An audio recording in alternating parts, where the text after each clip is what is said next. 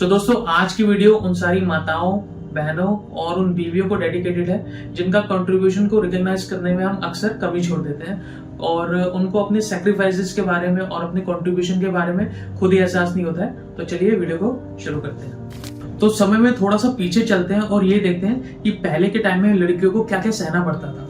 दोस्तों लड़कियों का रेप, शिक्षा का ना होना या चाइल्ड मैरिज, इन सब चीजों के बारे में शायद आपने सुना ही होगा, लेकिन आज मैं उन चीजों के बारे में बात करने वाला हूँ जिनको सुन के आपका दिल दहल जाए। पहले के समय में बहुत सारी चीजें लड़कियों के विरोध में थी और उनमें से एक चीज थी पॉलीगैमी यानी कि बहुविवाह।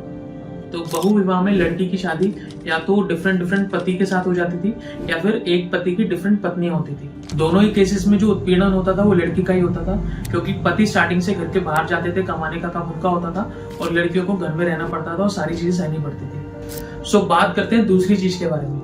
तो पहले के समय में आपने सुना होगा कि सती नाम की एक चीज होती थी। सती का मतलब ये होता था कि जब भी किसी लड़की का पति अगर मर जाता था, जब उस लड़की के पति की चिता जल रही होती थी तो उस लड़की को उसी के साथ जला दिया जाता था। ये प्रैक्टिस बहुत पहले की जाती थी और बाद में इसको रोक दिया गया था, लेकिन फिर भी पति के मरने के बाद लड़कियों का मुंडन, उनकी चूड़ियां तोड़ना या ऐसे रिचुअल्स जो है आज भी काफी कॉमन है। तीसरी चीज के बारे में बात करते हैं। तीसरी चीज है पर्दा। पर्दा प्रथा वो प्रथा है जो पहले भी चल रही थी और आज भी आपने यूजुअली इंडिया में देखा होगा। पर्दा प्रथा यानी कि घूंघट की प्रथा काफी प्रचलित है। जो मुस्लिम लोगों में आप देखते हैं कि बुर्का पहना जाता है, माना जाता है कि उसी से इंस्पायर होके पर्दा प्रथा बनी, जिसमें लोगों का ये मानना था कि लड़कियों का जो शरीर है, लड़कियों का जो खासकर मुंह है, वो बिल्कुल भी दूसरे लोगों को नहीं दिखना चाहिए, बस उनके पति को ही दिखना चाहिए, जबकि पतियों के पास पूरा अधिकार था बाहर घूमने का, नॉर्मल जीवन जीने का। चौथी चीज के बारे में बात करते हैं जिसका नाम है देवदासी प्रथा। देवदासी प्रथा में लड़कियों की शादी भगवान के साथ कर दी जाती थी और उनको अपना पूरा जीवन भगवान की सेवा करने में या मंदिर में ही बिताना पड़ता था। उनको किसी लड़के से शादी करने का, अपना नॉर्मल जीवन जीने का, वो खुशियां पाने का कोई भी अधिकार जो था उनसे छीन लिया जाता था। दोस्तों एक और प्रथा के बारे में बातचीत करते हैं जिसका नाम है ब्रेस्ट टैक्स।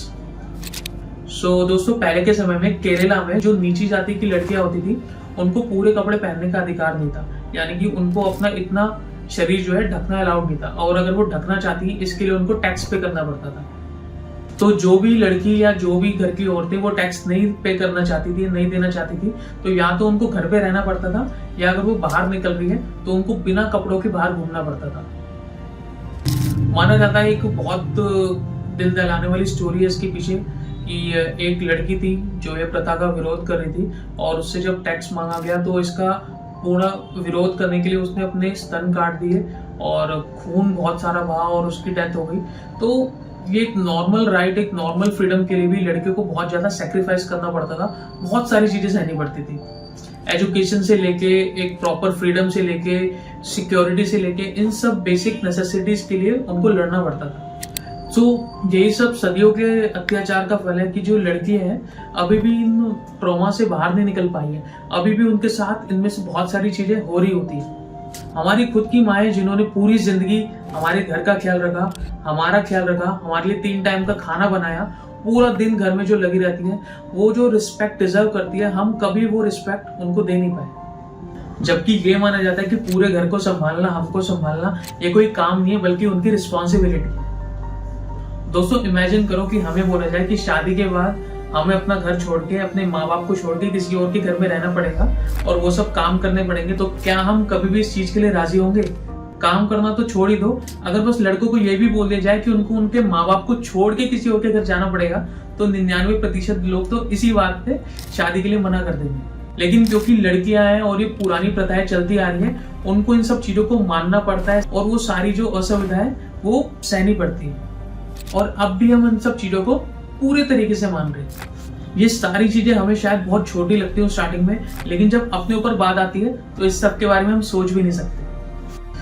फाइनली मैं इस पूरे समाज की तरफ से हाथ जोड़ के सारी औरतों से, सारी लड़कियों से माफी मांगना चाहूंगा, क्योंकि आप लोगों को इस मेल डोमिनेटिंग सोसाइटी में बहुत सारी फालतू प्रथाओं की वजह से, रूल्स एंड रेस्ट्रिक्शंस की वजह से बहुत कुछ सहना पड़ा।